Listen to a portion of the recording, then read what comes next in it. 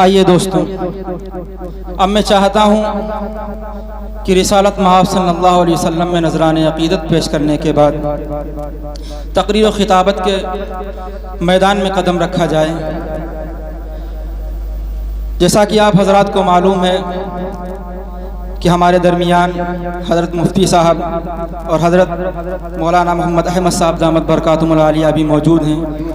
میں بغیر کسی تاخیر کے درخواست کرتا ہوں حضرت اقدس مولانا محمد احمد صاحب دامت برکاتہم العالیہ سے کہ حضرت والا تشریف لائیں اور اپنی قیمتی نصیحتوں سے ہم سامعین کے دلوں کو مستفیض کریں۔ الحمدللہ رب العالمین والصلاة والسلام علی افضل المرسلین وخاتم النبیین۔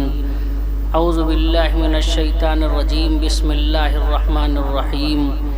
ان هذا القرآن يهدي للتي هي اقوم ويبشر المؤمنين الذين يعملون الصالحات ان لهم اجرا كبيرا وان الذين لا يؤمنون بالآخرة اعتدنا لهم عذابا أليما۔ عن ثوبان رضی اللہ تعالی عنہ قال قال رسول اللہ صلی اللہ علیہ وسلم سيكون في أمتي كذابون ثلاثون يزعم كلهم أنه نبي وأنا خاتم النبيين۔ عن أبي هريرة رضي الله تعالى عنه قال قال رسول الله صلى الله عليه وسلم إذا عزت أمتي الدنيا نزعت منها هيبة الإسلام وَإِذَا تَرَكَتِ الْأَمْرَ بِالْمَعْرُوفِ وَالنَّهِيَ عَنِ الْمُنْكَرِ حُرِمَتْ بَرَكَةَ الْوَحْيِ وَإِذَا تَسَابَتْ أُمَّتِي سَقَطَتْ مِنْ عَيْنِ اللَّهِ۔ معزز علماء کرام، بزرگوں اور دوستوں، میں نے ابھی آپ حضرات کے سامنے قرآن مجید کی آیت پاک کو اور حضور صلی اللہ علیہ وسلم کے دو ارشاد گرامی کو آپ کے روبرو نقل کیا ہے۔ تھوڑی دیر اس کی روشنی میں دین کی بات عرض کرنے کی جسارت کی ہے۔ اللہ تبارک و تعالی نے بہت ساری مخلوقات کو پیدا فرمایا، نباتات، جمادات، حیوانات۔ اب حیوانات میں ایک تو مخلوق وہ ہے جس کے اندر عقل کا مادہ نہیں ہے، خواہشات کا مادہ ہے۔ دوسرے وہ جن کے اندر صرف خواہشات کا مادہ ہے، عقل کا مادہ نہیں ہے۔ تیسری وہ مخلوق جس کے اندر خواہشات کا بھی مادہ ہے اور عقل کا بھی مادہ ہے۔ ان تینوں کو مثال سے سمجھ لیجئے تو بہت جلدی بات سمجھ میں آ جائے گی۔ ایک وہ مخلوق جس کے اندر خواہشات کا مادہ نہیں ہے، عقل کا مادہ ہے، وہ ہے خواہشات کا مادہ نہیں ہے اور عقل کا مادہ ہے، وہ فرشتے ہیں۔ فرشتہ کوئی بے عقل نہیں ہے، سب ذی شعور اور ذی عقل ہیں۔ دوسری مخلوق جس کے اندر عقل کا مادہ نہیں ہے، خواہشات کا مادہ ہے، وہ جانور ہیں۔ اللہ نے ان کو عقل نہیں دی ہے، اور جو ان کے اندر عقل ہے بھی وہ اتنی نہیں ہے کہ ان کے اوپر شرعی احکامات مرتب ہو سکے۔ تیسری مخلوق ہم آپ ہیں کہ ان کے اندر خواہشات کا بھی مادہ ہے اور عقل کا بھی مادہ ہے۔ میرے بھائیوں، اللہ تبارک و تعالی نے انسانوں کی رشد و ہدایت کے لیے بہت سارے پیغمبروں کو بھیجا ہے، کیونکہ اللہ تبارک و تعالی یہ چاہتے ہیں کہ میرے بندے کامیاب ہوں۔ اور اللہ تبارک و تعالی نے جو انسان کو حواس خمسہ عطا فرمائے ہیں، ان سے صحیح طور پر رہنمائی نہیں مل سکتی ہے، کیونکہ یہ جو حواس خمسہ ہیں یہ اپنے اپنے طور پر اپنے اپنے دائرے میں کام کرتے ہیں، اور جو جس کا کام ہے وہی کام کرتا ہے، اور کبھی کبھی وہ غلط بھی دیکھتے ہیں تو عقل اس کی رہنمائی کر دیتی ہے۔ مثال کے طور پر آنکھ کا کام ہے دیکھنا، تو کبھی کبھی یہ آنکھ غلط بھی دیکھ لیتی ہے، عقل اس کو سمجھا دیتی ہے۔ مثال کے طور پر آپ بس کے اوپر یا ٹرین کے اوپر جائیں، جب آپ نیچے دیکھیں گے تو آپ کو یہ محسوس ہوگا کہ زمین بھاگ رہی ہے، وہاں پر آپ کی یہ عقل بتا دے گی، یعنی عقل آنکھ سے کہتی ہے اے آنکھ تو غلط دیکھتی ہے، تیرا دیکھنا غلط ہے، یہ زمین نہیں بھاگ رہی ہے بلکہ جس کے اوپر تو سوار ہے وہ چیز آگے بڑھ رہی ہے۔ ایک مرحلہ آتا ہے اس کے اوپر کا جہاں پر انسان کی عقل بھی فیل ہو جاتی ہے، وہاں پر ضرورت پڑتی ہے وحی کی، اور وحی نازل ہوتی ہے حضرات انبیاء علیہم السلام پر۔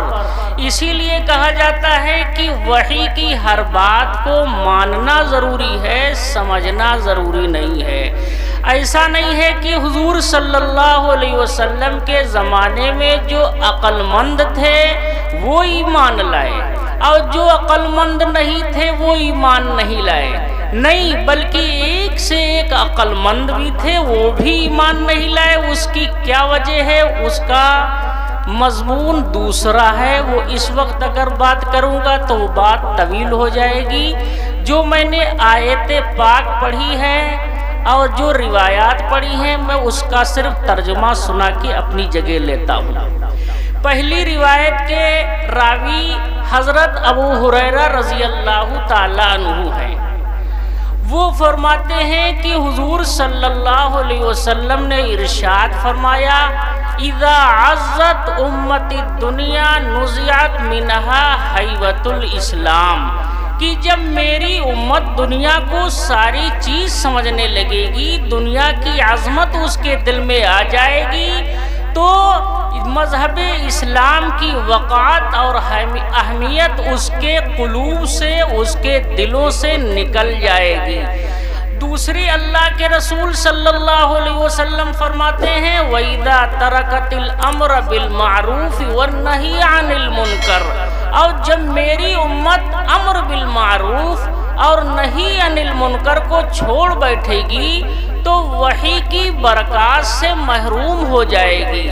چنانچہ اسی کو ایک حدیث میں اس سے بھی واضح انداز میں اللہ کے رسول صلی اللہ علیہ وسلم نے فرمایا لا یبقى من الاسلام الا اسمہ، کہ قیامت کے قریب ایک زمانہ وہ بھی آئے گا کہ صرف مذہب اسلام کا نام باقی رہے گا، مذہب اسلام پر عمل کرنے والے اور اس کو اپنے دل میں اور اس کو اپنے عمل میں داخل کرنے والے کم رہ جائیں گے، نام والے زیادہ رہیں گے۔ دوسرے اللہ کے رسول صلی اللہ علیہ وسلم نے فرمایا لا يبقى من القرآن الا رسمہ، کہ قرآن باقی نہیں رہے گا لیکن صرف اس کے نقوش باقی رہ جائیں گے۔ قرآن کے جو احکامات ہیں، جو اوامر ہیں، جو منکرات ہیں، اس پر عمل کرنے والے کم ہوں گے اور اس کو ماننے والے زیادہ ہوں گے۔ اللہ کے رسول صلی اللہ علیہ وسلم نے تیسری چیز بیان فرمائی جو پہلی روایت میں نے بتایا وَإِذَا تَصَابَتْ أُمَّتِي سَقَطَتْ مِنْ عَيْنِ اللَّهِ، جب یہ میری امت میں گالی گلوچ جب میری امت اختیار کرے گی تو اللہ کی نظر سے گر جائے گی۔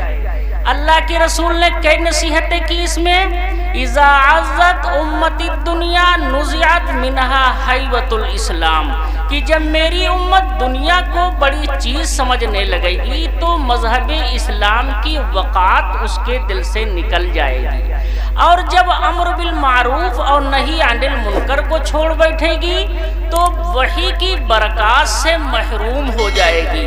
اور میں نے آپ لوگوں کو وہاں تک صرف ابھی پہنچایا تھا کہ وحی کی کب ضرورت پڑتی ہے، وحی کی رہنمائی کہاں پر ہوتی ہے، اس کو انشاءاللہ کبھی موقع ملا تو عرض کر دیا جائے گا، ورنہ آپ اپنے علماء کرام سے معلوم کر لیں گے کہ وحی کی کہاں پر ضرورت پڑتی ہے۔